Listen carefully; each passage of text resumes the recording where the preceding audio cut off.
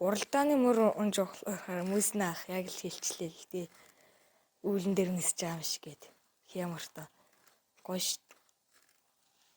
Яг л дүүлэн хальж нисэж байгаа шонхор шиг байдаг.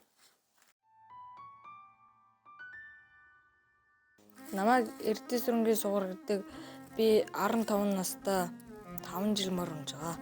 Би болохоор 2020 онд аймгийн баярт соёлын төрүүлгэж азраг амуу үзөө их мөр дөрвөлсөн. Төрүүлж ирчээд их хөлн дээр л тогтохгүй их баярлж байсан да.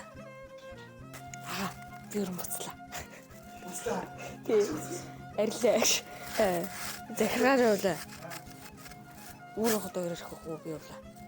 Одоо дахиж уралдааны мөр унах уу? Одоо би уралдааны мөр унахгүй унаач хүүхдэл бэлдэх байх та. Би ер нь өөрөө суралцж байгаа уяач болно гэж бодож байгаа. Байна уу? Байна уу?